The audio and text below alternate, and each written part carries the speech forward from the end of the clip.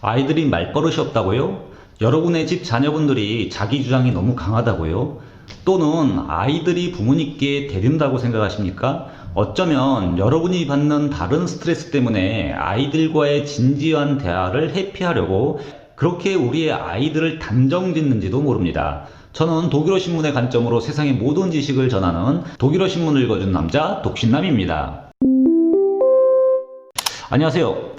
최근 베를린 소녀 철거 영상을 좀 바삐 내보내느라고 준비해 놓은 영상들이 많이 밀려갖고 이렇게 아이들 교육 관련해서 띄엄띄엄 영상을 내보내고 있습니다. 교육이 제 전공은 아닌데 워낙 이쪽 분야로 통역을 많이 들어가다 보니까 관심을 많이 갖게 되더라고요. 이 아이들 교육을 얘기하다 보면 유럽 사람들의 사고를 깊게 파고들게 되니까 인문학과 맥을 같이 하는 부분도 많고 이게 국가 행정 또는 회사 HR 매니지먼트 이렇게 경영까지 다 연결이 되는 것이 너무 신기합니다. 독일 회사에서 어떤 아이들을 가장 먼저 리크루팅 하냐면요, 우리 부모님들이 생각하시면 당연 공부 잘하는 아이들 이렇게 생각하시겠지만 독일 기업 현장에 가보면 꼭 그렇지는 않습니다.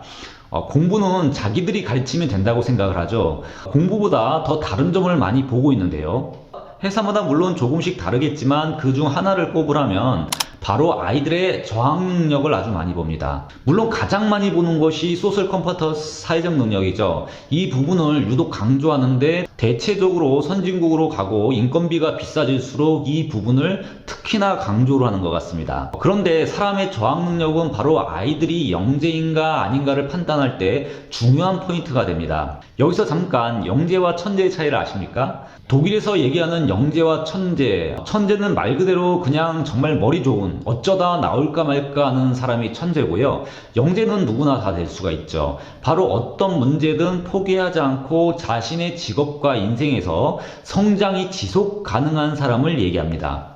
그러니까 손흥민 선수 같은 선수를 영재라고 보는 거죠. 오늘은 이렇게 아이들 영재에 가장 필요한 저항 능력에 대해 얘기를 해보려 합니다. 중간에 나가지 마시고 끝까지 들어주시면 감사하겠습니다.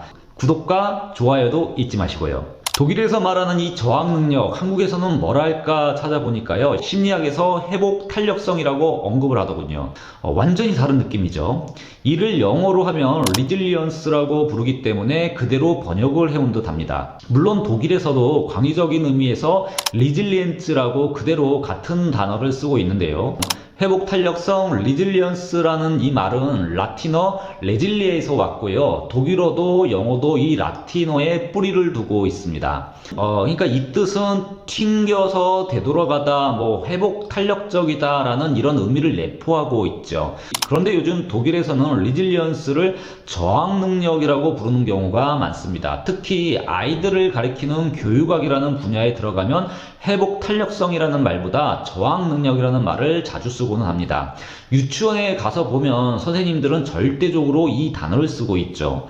그러니까 리질리언스는 예전 사람의 마음이 어떤 충격을 받고 난 후에 정신적인 건강이 회복이 되는 회복 탄력성을 가리켰는데요. 그러나 에미 베르너라는 미국의 심리학자가 아이들의 능력이 레질리언트한가 라는 개념으로 정리를 하면서부터 이 의미가 지금 독일에서 쓰는 현대적인 언어로 바뀌기 시작한 것입니다. 아이들이 가난, 슬픔, 고통, 아픔 등 이렇게 여러 악조건에서 성장해도 커서 심리적으로 건강하고 사회법과 충돌을 일으키지 않고 또는 직업 능력을 발휘할 수 있는지 이런 어린이들을 개념화하기 위해 사용하면서부터 그 의미가 조금씩 달라진 겁니다. 그래서 독일에서는 어렸을 적에 이런 악조건에 대항해 싸울 수 있는 능력을 저항 능력이라고 표현하고 있습니다. 이는 바로 회복 탄력성을 가리키는 거죠. 조금 어렵죠?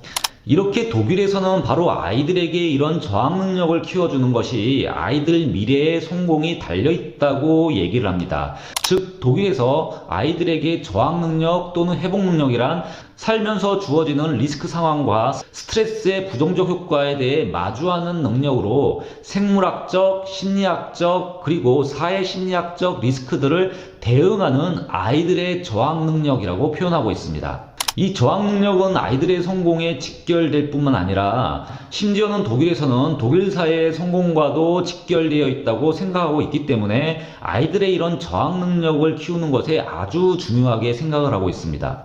사실 아이들이 말하는 주장에 부모님이 귀를 기울여야 한다는 이 권고의 말이 어찌 보면 아이들이 나름 자기들에게 불합리하다고 생각하는 상황에 저항하도록 공간을 허락해 두고 관찰하라는 말로 이해를 해야 하는 것이 아닌지도 모르겠습니다. 그 대상이 단지 부모님에게 표현하고 부모님에게 향할 뿐이죠. 아이들이 이야기할 때 가장 중요한 상대방은 일단 부모님이니까요. 그러니까 함부로 말대꾸한다고 단정 지으면서 아이들의 저항을 힘으로 누르면 안 되는 거죠. 아이들의 이 저항 능력은 바로 감정 문제 해결 능력, 스트레스 관리 능력, 그리고 커뮤니케이션 능력과 직결되기도 합니다. 그리고 이런 아이들의 저항 능력을 키우는 가장 중요한 시스템 중 한 곳이 바로 가정이죠. 그럼 가정에서 아이들에게 저항 능력을 길러주기 위해 어떻게 해야 할까요? 독일에서는 먼저 아이들 그 자체를 인정하라고 전합니다. 아이들이 가기 싫은 방향으로 가라고 밀지 말라는 거죠. 그리고 실수를 해도 실수는 언제든지 할 수 있다, 괜찮다 얘기하는 것이 필요하다고 조언하고 있습니다. 단 다음 기회에 더 잘하도록 노력하는 것이 중요하다는 것을 꼭 알게 해야 합니다. 또한 부모님은 항상 아이들의 말에 귀를 기울이는 것이 좋다고 말하고 있습니다. 부모님이 아이들의 말을 흘려듣지 않고 항상 아이의 말을 듣는데 준비되어 있다는 것을 아이들이 알고 느끼는 것이 아주 중요하다고 말하고 있죠. 그런데 여기서 말대꾸하지 말라, 버릇없다 이렇게 힘으로 아이들을 누르게 되면 아이들은 부모님이 절대 자기 말에 귀를 기울이지 않는다고 생각하게 되는 것입니다. 물론 이 대목에서 아이들이 의사표현을 할 때 아이들에게 주어진 문제적 상황에 대한 저항인지 아니면 부모님에 대한 인격적인 반항인지 구분할 필요가 있습니다. 그러니까 아이들을 키우는데 부모님이 얼마나 클레버하고 스마트해야 하는 것일까요? 애들아, 잘 봐. 너희들 키우는데 이렇게 부모님이 되지도 않는 머리로 자기 학대해가며 고민하고 있다. 그리고 가장 중요한 것은 위에서 말씀드리는 모든 것들이 가정에서 아이들은 그 능력을 갖춰가기 시작한다는 점입니다. 독일의 유명한 어린이 심리학자이며 이런 아이들의 저항 능력의 최고 권위자인 알버트 분시 박사는 한 언론사의 인터뷰에서 이게 굉장히 죄송한데요. 제가 예전에 자료를 정리한 거라 도대체 어느 신문사였는지 나오지가 않고 있어요. 정말 죄송합니다. 아이들의 이 회복 능력 또는 저항 능력을 좋은 조건을 통해 장려할 수 있다고 말하고 있는데요. 어른이 되어 위기를 극복할 수 있는 이 회복 능력, 그 조건은 아이들이 먼저 가족 안에서 확실한 안전지역에 서 있다 경험하는 것이라고 말하고 있습니다. 그리고 아이들이 안전하다고 생각할 수 있는 요건 중 하나는 먼저 가족 구성원, 즉 부모님들로부터 자신을 인정받을 때, 즉 아이들 그 자체로 받아들여질 때 안전하다 생각을 하는 거죠. 그래서 알버트 분시 박사는 아이들이 이렇게 자신들의 삶의 환경 속에서 더 많이 받아들여질수록 아이들은 다양한 도전에 공격적이고 용기 있게 반응을 할 수 있게 된다고 주장을 하고 있습니다. 즉 이분은 아이들의 저항 능력의 가장 첫 조건이 부모님으로부터 받아들여져야 한다는 것을 들고 있는데요. 이 받아들여진다, 인정받는다, 이것을 아이들이 더 많이 느낄수록 이라는 바로 이 점을 강조하고 있습니다. 그래야 아이들은 안전하다고 생각을 하고 부모님은 나를 지원해준다, 그래서 안전하다, 이런 생각을 무의식 속에 가지고 있어야 다가오는 문제를 회피하지 않고 저항 능력을 보여준다는 것이죠.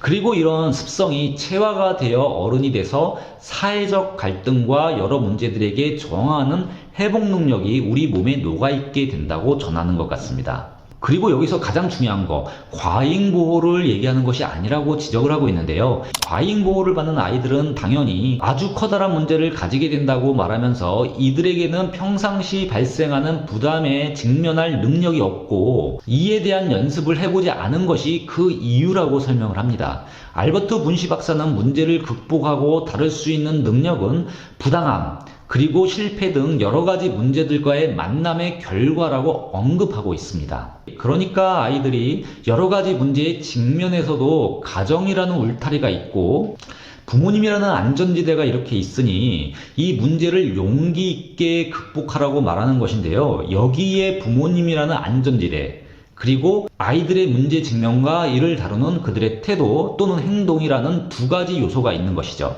그런데 부모님이 과잉 보호를 하게 되면 이렇게 아이들이 문제에 직면할 기회를 뺏는다고 말하는 겁니다. 그러면 안 된다는 얘기를 지금 알버트 분시 박사님이 하고 있는 것으로 보입니다. 아이들의 세상은 일단 가족이 전부일 겁니다. 그리고 그 가족은 바로 부모님이기도 하죠. 그러기에 어딘가 저항을 하게 된다면 그 저항하는 대상은 부모님일 가능성이 가장 크다는 얘기가 됩니다. 부모님에게는 이런 것이 도전적이고 스트레스가 되기도 하겠죠. 여기서 문제가 발생하는 겁니다. 우리가 아이들의 저항을 두고 사실 정말 고민이 많습니다. 저도 딸아이를 키우는데 항상 이 부분이 조심스럽죠. 이 저항이 때론 성장하기 위해 자신 앞에 놓인 문제를 극복해가는 과정으로 어떤 상황을 향하는 것인지, 아니면 부모인 나에게 향하는 건지, 또는 자기 마음대로 하고자 하는 모습인지, 아니면 나름 그 이유가 있어서 이런 고통스러운 과정을 겪으면서 저항 능력을 성장시키는 것인지 정말 모를 때가 많습니다. 그리고 이런 상황에 저도 직면하면 사실 즉흥적인 반응을 하지 이렇게 많은 고차원적이고 교육적인 생각을 하면서 딸 아이에게 반응하지 않죠. 정말 쉽지가 않습니다. 그런데 쉽지가 않은 이 일 가만히 보면 이도 제가 어렸을 때 형성된 문제 해결 능력, 그러니까 제 성장 과정 DNA에 형성되었던 문제를 대하고 이를 관리하는 태도가 이를 만들어 놓은 것이죠. 즉 어렸을 때 만들어진 저의 저항 능력으로 아이들의 저항을 대하고 있는 겁니다. 지금까지 독일어 신문이 말하는 세상의 모든 소식을 전하는 독일어 신문을 읽어준 남자 독신남이었습니다.